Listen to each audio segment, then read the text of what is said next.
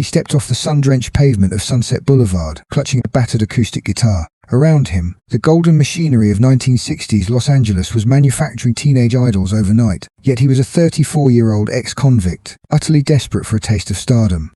Staring up at the sprawling gates of $1 million mansion, he finally smiled. The world would soon memorize his name, but never for the melodies he wrote. In the spring of 1967, a 34-year-old man walked out of a California federal penitentiary. He did not step into the sunlight seeking quiet redemption or a peaceful, ordinary life. He emerged carrying a cheap acoustic guitar and a terrifyingly grand, unshakable delusion. The American dream inherently promises that absolutely anyone can achieve monumental, world-changing greatness. It is a deeply seductive lie woven perfectly into the very fabric of the nation. But this specific dream typically prefers its conquering heroes to be young, beautiful, and completely untainted by the grim realities of society. He possessed absolutely none of those highly coveted, marketable traits. He was a hardened, manipulative criminal whose youth had been entirely swallowed by cold iron bars. Yet he firmly believed the entire world was desperately waiting for his artistic voice. He was absolutely convinced he was a musical messiah destined for ultimate glory. Consider the vibrant cultural landscape of pop music at that precise historical moment.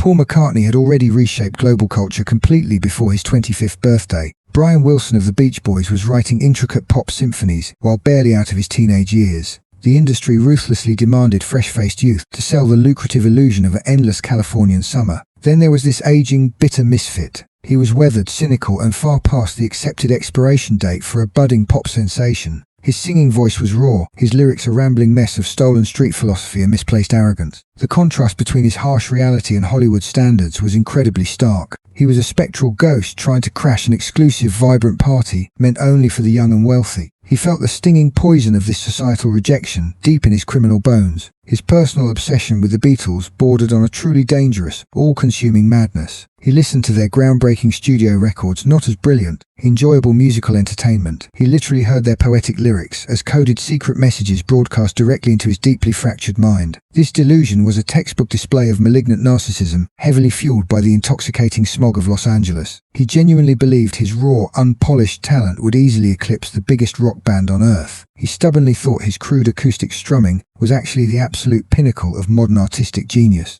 Every harsh rejection he faced only solidified his arrogant belief that the industry was simply too blind to understand his immense value. He absolutely refused to accept that he was just another untalented dreamer, aimlessly clutching a wooden music box. His massive ego constantly demanded absolute, unquestioning worship from the general masses. The entire world simply had to hear him sing. Hollywood has inherently always been a phenomenally ruthless machine, mathematically designed to entirely grind down the weak. It is a terrifyingly beautiful city that gleefully feeds on the desperately shattered hopes of artistic outcasts. The sun-baked, palm-lined avenues were completely overflowing with naive runaway teenagers desperately chasing the exact same hollow mirage. But this particular ex-convict possessed an incredibly dark, highly manipulative charisma that easily drew people in. He had effectively developed an uncanny predatory ability to expertly read and flawlessly exploit the deep insecurities of completely broken individuals. He slowly and methodically began to gather a fiercely dedicated flock of severely lost and terribly vulnerable souls around him. They looked at him with absolute unwavering reverence, eagerly absorbing his rambling, nonsensical speeches as profoundly sacred gospel. However, building a bizarre desert cult was honestly never his primary driving ambition in this new life. Those wandering, misguided teenagers were merely convenient tools utilized to constantly stroke his incredibly fragile, outsized ego. His ultimate, burning goal remained firmly planted inside the sterile walls of a professional recording studio. He desperately craved the ultimate, undeniable validation of a signed major label record deal. He deeply wanted the manufactured vinyl pressings and the massive, screaming crowds chanting his name. He urgently needed the tangible, undeniable proof of a gold record hanging proudly on a luxurious mansion wall. He spent countless frustrating hours aggressively loitering around the glamorous, exclusive fringes of the Los Angeles music scene. He fiercely strummed his battered acoustic guitar with a frantic, wildly unpolished aggression that instantly unsettled seasoned industry professionals. He was a desperate outsider standing directly at the heavily fortified golden gates of the American entertainment industry. But the polished, wealthy executives residing in their pristine glass towers entirely ignored his frantic, pathetic existence. They saw absolutely nothing but a dirty, rapidly aging ex-convict playing painfully out of tune chords.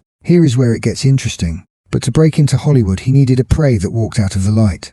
Dennis Wilson represented the absolute zenith of the glowing California sun. He was the pounding heartbeat of the wildly successful Beach Boys. Millions of teenagers worshipped his effortless charm and perfectly curated aesthetic. He possessed unimaginable wealth that most young American men only dreamed about. His life mirrored the endless summer of the idealized American dream perfectly. Yet behind the radiant smile lay a deeply restless and unsatisfied spirit. The pristine pop stardom felt increasingly hollow and meaningless to his soul. He desperately wanted something rougher than harmonized songs about surfing and cars. You have to understand the peculiar and isolating paradox of early fame. When you achieve everything flawlessly, perfection becomes a remarkably suffocating psychological cage. Dennis constantly craved the dangerous authenticity found at the gritty street level. He desperately wanted to touch the raw and unpolished edges of reality. The sanitized studio environment stifled his inherently wild and untamed artistic nature. He sought out underground artists who carried genuine emotional and psychological scars. Pain and struggle looked dangerously romantic when viewed from a secure mansion. This exact psychological vulnerability created a perfect target for an experienced manipulator.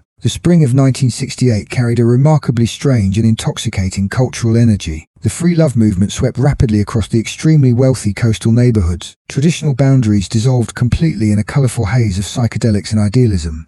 Dennis frequently cruised down the scenic Pacific Highway in his gleaming Ferrari. He eagerly embraced the reckless freedom defining this completely intoxicating historical era. Picking up random strangers felt like a profoundly meaningful modern spiritual exercise. He genuinely believed that the universe always rewarded open and trusting hearts. Why would a rich rock star ever fear picking up a hitchhiker? One fateful afternoon, he spotted two young women needing a ride home. They looked entirely harmless, standing barefoot on the sunlit Pacific Coast Highway. Dennis flashed his world-famous smile and quickly unlocked the car doors. He casually invited the drifting young girls back to his massive estate.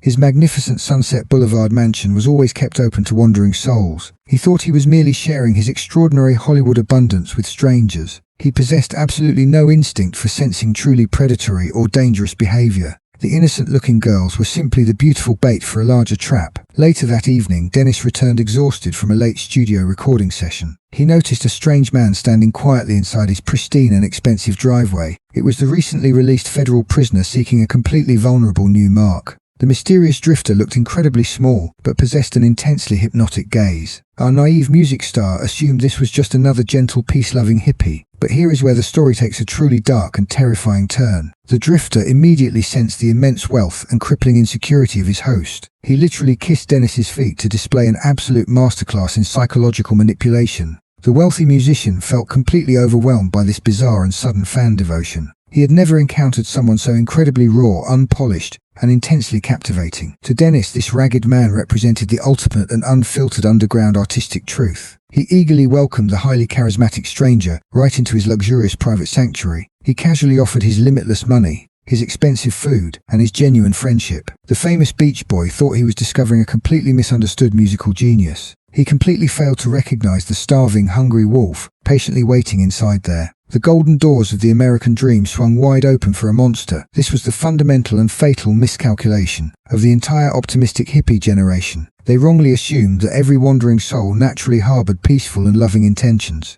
Dennis looked straight at a hardened, dangerous criminal and only saw a poet. He willingly handed over the master keys to his entire perfectly curated existence. The naive millionaire basically financed the ultimate destruction of his own beautiful world. Instead of saving an artist, he invited the devil into a Pacific paradise. Pacific Palisades stood as the ultimate monument to American capitalism. It was an exclusive coastal enclave built for untouchable millionaires. Dennis Wilson owned a sprawling luxury mansion right on Sunset Boulevard. This palatial estate quickly became a truly twisted hippie breeding ground. The ragged commune simply walked right through his unlocked front doors. They brought filthy blankets and a deeply unsettling kind of collective obedience. Dozens of feral girls suddenly occupied that famous pristine luxury property. They unapologetically slept across extremely expensive Persian rugs in the living room. The foul scent of unwashed bodies violently clashed with the fresh ocean breezes. The physical invasion escalated with a truly terrifying kind of speed. Wilson practically surrendered his entire domestic life to the strange group. These unkempt girls cooked massive daily meals using his premium groceries. They systematically destroyed his exquisite furniture without feeling any apparent guilt. His beautiful luxury cars were ruthlessly driven into the ground by strangers. They crashed his uninsured Mercedes during a completely reckless joyride downtown. The ambitious musician commanded this bizarre army directly from the master bedroom. He treated the famous Rockstar exactly like a subservient local landlord. Nobody inside the massive house dared to question his absolute paranoid authority. The financial devastation hit Wilson with a staggering and relentless force. He spent roughly $100,000 sustaining this entire growing cult. That massive financial figure would be worth nearly $1 million today. He reluctantly paid their exorbitant grocery bills every single damn week. The shocking medical expenses alone revealed the sickening reality of things. Wilson literally paid to treat the entire ragged commune for severe gonorrhea. He covered heavy penicillin doses for dozens of heavily infected young teenagers. His professional accountant watched in absolute horror as the bank accounts drained. The beloved Beach Boys star was unknowingly bankrolling a dangerous criminal enterprise. The psychological manipulation ran far deeper than the blatantly stolen money. The shadowy leader weaponized those young girls with a deeply ruthless efficiency. He strategically used them as biological currency to control the wealthy drummer. Wilson was constantly surrounded by adoring women offering their absolute physical compliance. This constant stream of sexual validation completely blinded him to the danger. The older man expertly manipulated the famous drummer and his fragile ego. He constantly praised Wilson as a profound musical genius of their generation. This calculated flattery effectively isolated Dennis from his genuinely concerned family members. The generous host became a helpless hostage inside his own Pacific fortress. But here is exactly where it gets incredibly interesting for everyone. Free comfortable rent and stolen luxury cars were never the ultimate goal. The ambitious cult leader despised being just a comfortable but nameless parasite. He desperately wanted access to the heavily guarded American music industry gates. Wilson obviously possessed the golden keys to the entire exclusive Hollywood kingdom. The master manipulator demanded expensive time in professional Hollywood recording studios. He obsessively wanted his bizarre folk songs captured on premium audio equipment. Wilson dutifully booked out the famous Brother Records studio just for him. The Rockstar personally funded these wildly chaotic and bizarre midnight sessions. These professional recording sessions were absolute nightmares for the veteran studio engineers. The dirty cult members swarmed the vocal booths like blindly obedient insects. They constantly chanted and played tambourines while their master aggressively sang terribly. His intense vocal delivery was entirely erratic and filled with furious desperation. The experienced producers sat behind the glass feeling profoundly and deeply uncomfortable. They clearly recognized a frightening darkness lurking beneath the simple acoustic melodies. The arrogant musician absolutely refused to accept any constructive or helpful criticism. He genuinely believed his lyrical poetry rivaled the greatest living artists today. This was undeniably a violently demanding narcissist expecting immediate and global worship. The mounting pressure on Wilson to deliver industry contacts became entirely suffocating. The manic leader demanded formal introductions to major Los Angeles record executives. He firmly and deeply believed a massive recording deal was his divine birthright. Wilson nervously promised to bring incredibly legendary producers directly to the house. The parasitic and delusional musician staked his entire fragile identity on this. He confidently told his brainwashed followers they would soon rule the world. The beautiful mansion transformed into a highly volatile ticking time bomb of expectations. Every stolen dollar merely fueled this increasingly desperate and dangerous delusion of grandeur. The ragged outcast was now standing right at the ultimate Hollywood threshold. He was violently determined to break those golden gates open. Wilson finally realized the terrifying magnitude of his mistake.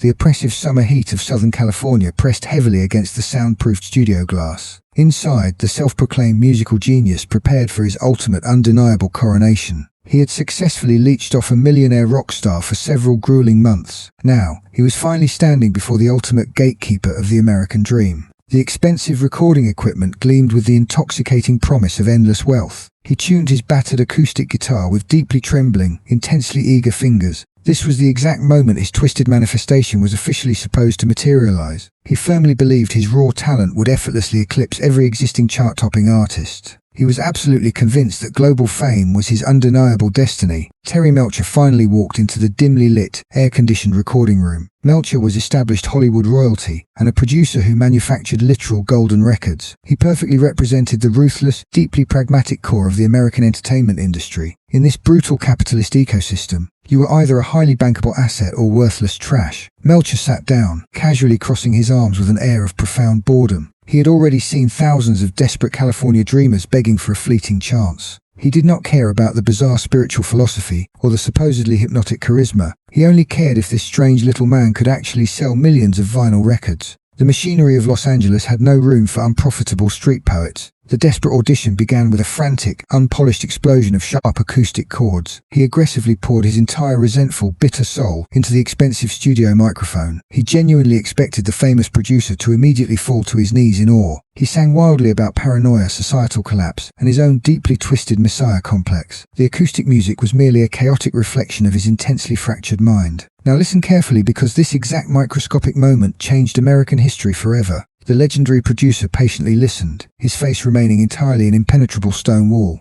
There was absolutely no spark of commercial recognition, no artistic awe, and definitely no contract. The performance was simply a slightly disturbing display of untalented street noise. The final desperate chord slowly faded into the heavily soundproofed walls of the room. A terrifying, suffocating silence violently stretched out, feeling like an absolute psychological eternity. Melcher slowly uncrossed his arms, offering a polite but incredibly dismissive nod. He simply shrugged his expensive shoulders, stood up, and confidently walked toward the door. The wealthy producer casually muttered that the commercial sound was just not quite right. It was the ultimate, completely crushing dismissal from the High Temple of Los Angeles. The golden gates of the American music industry violently and permanently slammed shut. He was officially deemed a talentless liability, not a lucrative, world-conquering rock star. The industry had chewed up his fragile delusion and effortlessly spat it out. That unbearably heavy silence in the studio suddenly birthed a horrifying new reality. The incredibly fragile, fiercely narcissistic ego of the desperate artist shattered into jagged pieces. All the lifelong delusions of artistic grandeur violently collapsed under the crushing weight of rejection. The pathetic, manipulative hitchhiker could no longer pretend to be a misunderstood musical genius. The cold American entertainment machine had objectively measured his worth and found absolutely nothing.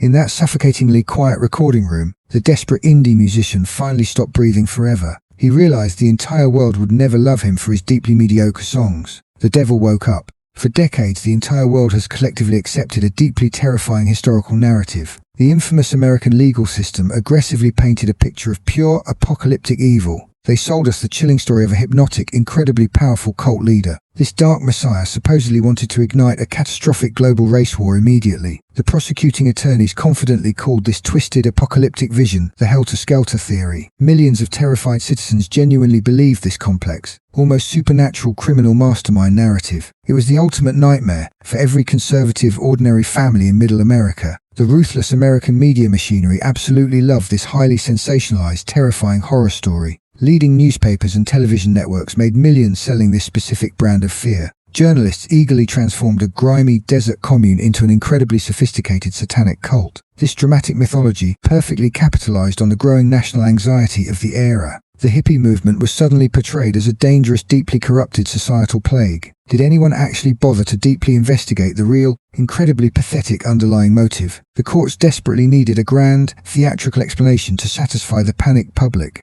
They completely elevated a common street criminal to the status of a demigod. People still obsessively consumed documentaries about his supposed dark magic and mind control. They analyze his bizarre, cryptic court testimonies like they are profound philosophical texts. The cultural obsession with his mythological evil persona simply never faded away completely. He became the ultimate, highly marketable symbol of the corrupted American counterculture movement. But the real secret is much more disappointing and infinitely more pathetic today. There was absolutely no grand apocalyptic prophecy written in the Beatles' famous lyrics. The entire helter-skelter narrative was mostly a convenient, highly effective theatrical distraction. The actual truth hidden behind the blood was incredibly embarrassing for the killer. Remove the sensationalized media filters and the terrifying religious cult leader mythology immediately. Look closely at the incredibly pathetic, profoundly humiliated man standing in that studio. He was never a powerful supernatural demon leading an army of brainwashed youth. He was simply Charles Manson, a deeply bitter, entirely untalented, rejected California artist. Manson was an aging, desperate loser who had just brutally lost his dream. His incredibly fragile narcissism could not survive that complete, undeniable commercial music rejection. The terrifying cult leader mask was created to hide a profoundly broken ego. He manipulated those runaway teenagers solely to aggressively soothe his own musical failures. The upcoming violent massacre was never about starting a massive revolutionary social war. It was not a profoundly twisted religious sacrifice ordered by a dark god. The brutal crimes were simply a lethal, incredibly bloody tantrum thrown by Charles. He desperately wanted to punish the specific industry gatekeepers who ignored his music. Manson completely weaponized his young, vulnerable followers to execute his pathetic personal vendetta. The American justice system unintentionally helped him build an incredibly massive mythical legacy. They freely gave him the terrifying legendary villain persona he always desperately craved. The Los Angeles media effectively rewarded his violent outburst with permanent global notoriety. His deeply unoriginal, highly derivative acoustic songs were completely forgotten by the industry, yet his manufactured image as an apocalyptic cult leader became incredibly famous worldwide. If the court simply exposed him as a failed musician, he would vanish. Instead, they transformed his pathetic, deeply embarrassing music rejection into a legendary mythology. Manson perfectly played along with this terrifying, highly dramatic courtroom circus every day. He gladly accepted the demonic label because it was better than being ordinary. Being a terrifying monster was far superior to being a completely failed musician. The deeply entrenched myth of the Manson family completely obscured the pathetic reality. The brutal murders were merely the tragic result of a shattered, fragile ego. A talentless man violently threw a fatal tantrum because Hollywood rejected his records. He successfully manipulated the entire American justice system into finalizing his ultimate fame. The terrifying religious cult was essentially just a coping mechanism for his failure. His ridiculous doomsday prophecies successfully distracted everyone from his ruined Hollywood dreams. We allowed a profoundly mediocre, untalented street beggar to become a cultural icon. The real horror is how easily a bruised ego can orchestrate absolute tragedy. Summer nights in Los Angeles usually promised endless youthful freedom. The country was still intoxicated by the vibrant hippie movement, but the breathtaking innocence of that decade died a sudden, violent death. The horrifying massacre at 10050 Cielo Drive shocked America. Beautiful actress Sharon Tate and her friends were slaughtered without any mercy. The terrified media immediately painted this bloodbath as a random demonic attack. They heavily emphasized the terrifying aspects of a crazy desert-dwelling cult. They claimed crazed cultists were simply trying to ignite an apocalyptic war. The world blindly accepted this terrifying narrative without questioning the underlying logic. It was a perfectly terrifying story designed to sell countless morning newspapers. Society eagerly embraced the comfortable illusion of random, unpredictable, cult-driven madness. What happened next will completely change the established historical narrative. That canyon mansion was absolutely never selected by blind chance. Charles Manson specifically chose that exact address for a deeply personal revenge. The beautiful estate at Cielo Drive previously belonged to producer Terry Melcher. Melcher was the powerful industry executive who had mercilessly crushed his dream. He was the golden gatekeeper who walked away from the studio audition. Manson completely understood that Melcher had recently moved out of that property, but that specific house physically represented the arrogant, exclusive Hollywood music establishment. It was the glittering symbol of the glamorous world that rejected him. He desperately needed to violently destroy everything that wealthy canyon address embodied. The architectural beauty of the home only fueled his intense, bitter hatred. He ordered his followers to butcher everyone inside. The reality is that the innocent victims were merely collateral damage. They were brutally sacrificed in a completely pathetic, one-sided artistic dispute. This horrifying slaughter was essentially a bloody rejection letter sent to Hollywood. Manson desperately wanted to instill absolute terror into those wealthy music executives. He wanted the glamorous record producers to feel his profound personal agony. The gruesome murders were his twisted method of forcing them to listen. Every drop of blood was meant to permanently stain the industry. If they refused to release his records, he would dominate their headlines. He successfully transformed his humiliating artistic failure into a massive national spectacle. His desperate need for fame was finally satisfied through unimaginable human suffering. That night permanently shattered the careless optimism of American youth. The era of picking up friendly hitchhikers instantly vanished into fear. People aggressively locked their doors and viewed strangers with intense, dark suspicion. A failed musician had successfully weaponized the naive vulnerability of the hippies. He disguised his deep narcissistic rage behind colorful, deceptive peace and love. The glamorous Los Angeles music machine accidentally created its own worst nightmare. They birthed a terrifying monster through a simple, ordinary act of rejection. Hollywood suddenly realized that absolute evil could easily hide behind acoustic guitars.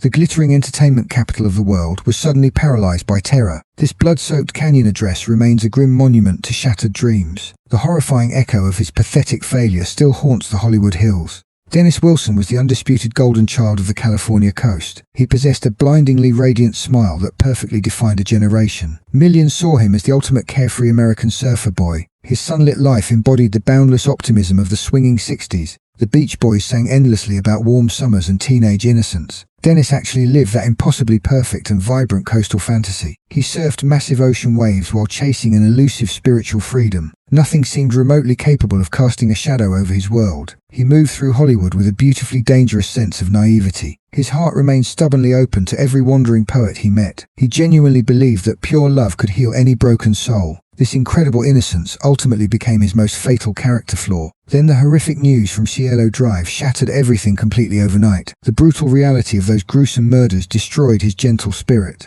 He suddenly realized the absolute monster he had so warmly sheltered. His massive personal fortune had unknowingly fed a violent criminal enterprise. The innocent blood of the victims deeply stained his golden conscience. He understood that his reckless generosity had enabled truly unspeakable evil. This dark realization immediately triggered a rapid and devastating psychological collapse. The beautiful hippie dream of universal love died almost instantly. But here is where the story gets truly heartbreaking. Dennis chose to carry this massive toxic burden entirely by himself. He never publicly discussed his deep personal connections to the tragedy. He refused to testify against the charismatic devil he once knew. Crippling paranoia quickly replaced his famous and highly infectious youthful joy. He received terrifying death threats directly from the remaining cult members. They boldly promised to slaughter his own deeply cherished young children. The former golden boy began sleeping with loaded firearms kept nearby. He constantly looked over his shoulder inside his massive guarded estate. The beautiful Pacific coastline suddenly felt like a terrifying maximum prison. His paralyzing daily fear was entirely justified by those dark circumstances. He angrily destroyed unreleased musical collaborations with the now imprisoned killer. The immense invisible guilt slowly consumed his fragile and empathetic mind. He felt personally responsible for unleashing a literal demon into Hollywood.